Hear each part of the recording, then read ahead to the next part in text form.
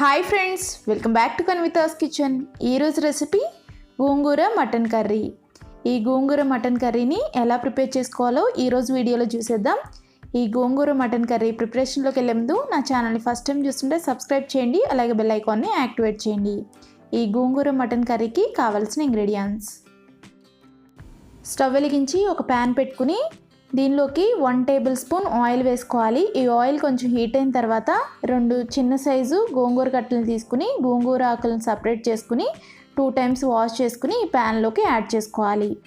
ఇప్పుడు మూత పెట్టుకుని మీడియం ఫ్లేమ్లో ఒక 4 to 5 మినిట్స్ కుక్ చేసుకోవాలి. ఒక 4-5 నిమిషాల తర్వాత మనకి గోంగూర సాఫ్ట్గా కుక్ అయిపోతుంది. ఇలా సాఫ్ట్గా కుక్ అయిన తర్వాత వెంటనే స్టవ్ ఆఫ్ చేసుకుని ఈ గోంగూరని మ్యాషర్తో ఈ విధంగా మ్యాష్ చేసుకోవాలి. ఇలా మ్యాష్ చేసి పెట్టుకున్న గోంగూర పేస్ట్ని ఒక పక్కన పెట్టుకుని ఇప్పుడు స్టవ్ వెలిగించి ఒక ప్రెషర్ కుక్కర్ని పెట్టుకుని దీనిలోకి 3 టేబుల్ స్పూన్ ఆయిల్ వేసుకోవాలి. ఈ ఆయిల్ కొంచెం హీట్ అయిన తర్వాత ఒక 1/2 టీ స్పూన్ షాజీరా యాడ్ చేసుకోవాలి.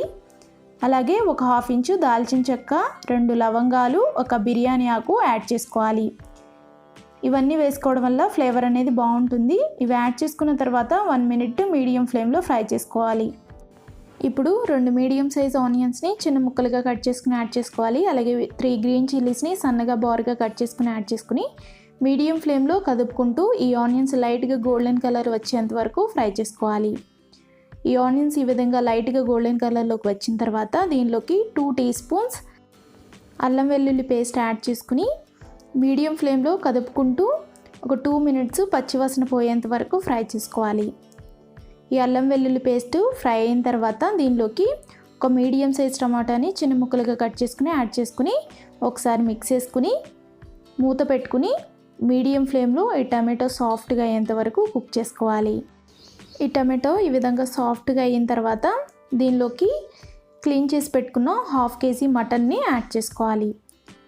ఆ తర్వాత ఒకసారి మొత్తం కలిసే విధంగా మిక్స్ చేసుకోవాలి. ఇప్పుడు దీనిలోకి మీ టేస్ట్కి తగినంత సాల్ట్ యాడ్ చేసుకోవాలి.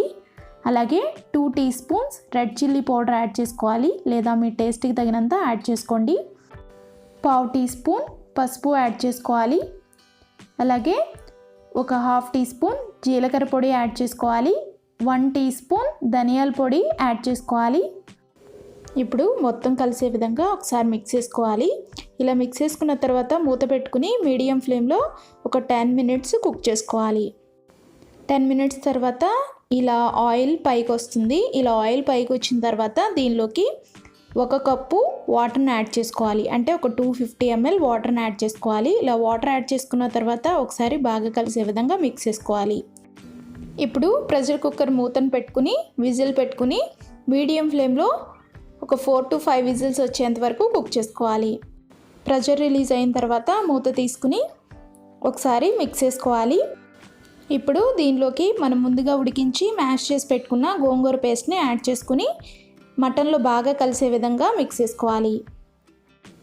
ఇప్పుడు దీనిలోకి 1 teaspoon garam masala powder add చేసుకుని బాగా కలిసే విధంగా మిక్స్ చేసుకుని సాల్ట్ అలాగే రెడ్ చిల్లీ పౌడర్ సరిపోయినలో చెక్ చేసుకుని సరిపోకపోతే అడ్జస్ట్ చేసుకోవచ్చు.